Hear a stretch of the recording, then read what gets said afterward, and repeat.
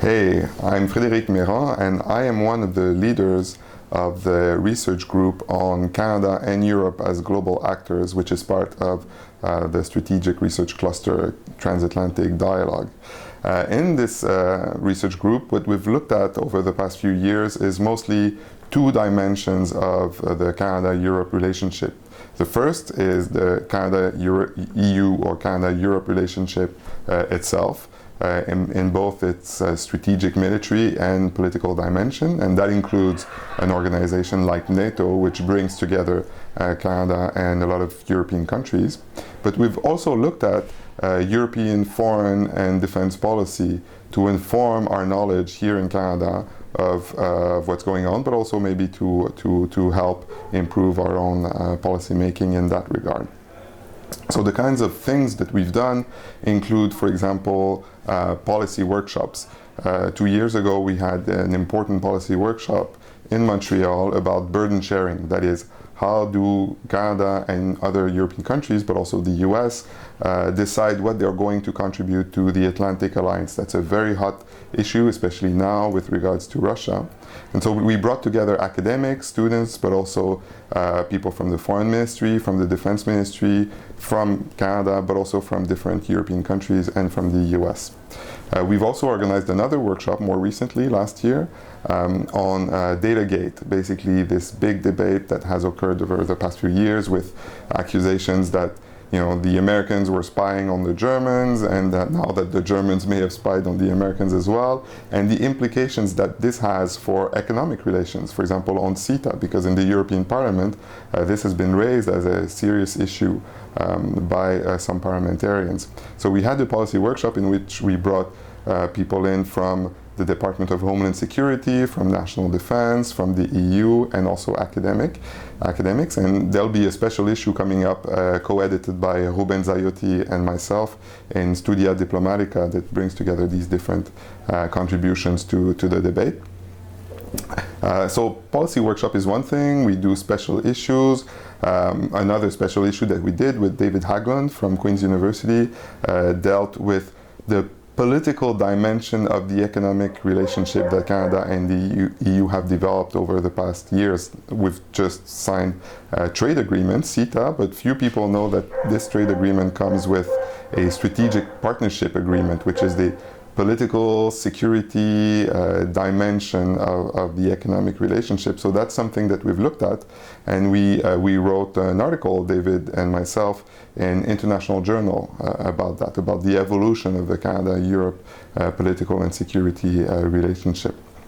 One other thing that we've done is publish policy papers and policy memos. That is, documents that are meant to inform policymakers, diplomats, and the public about specific issues of concern. And here in general, we've been interested in looking at what Europeans were doing and how this could maybe help Canadians develop their own policies or do things better.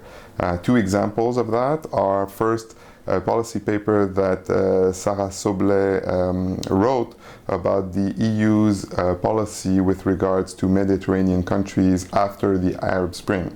So understanding what they were doing well and mostly what they were not doing well to help Canadians, basically shape their own policy with regards to the Arab Spring and Mediterranean countries. Another one that another policy paper that I'm currently working on deals with fighter jet procurement. In Canada, we've had a big controversy about the acquisition of the F-35, something which is not completed yet. But we're not the only country that has had a controversy about fighter jet acquisition. In fact, most European countries over the past 10 years have gone through exactly the same controversies, the same process. And so we look at exactly what went wrong, what explains the public's opposition in some cases, the industry's opposition in other cases, how was the issue resolved in the end.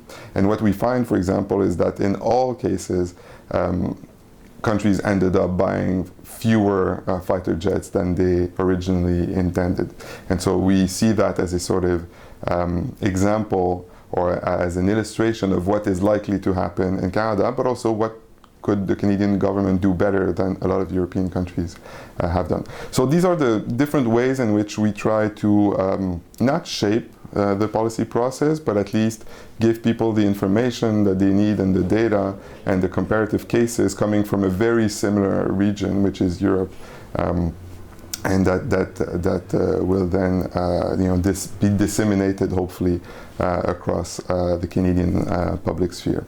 So I would say that when we started this research group several years ago, I think there were a lot of people who were maybe skeptical that we still had something to learn from Europe, especially in the political and security sphere. And when I say something to learn, I don't mean that they do things better. I mean learning from their mistakes as well. And everybody was thinking, oh, we should pivot to Asia. This is where the real things are happening now.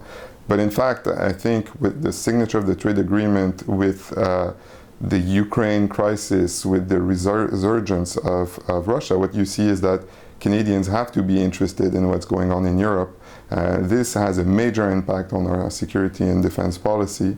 And so we still have a lot to learn from this region. So I hope we can keep on contributing to that debate with our group of about 15 to 20 academics and all our partners in government and in civil society.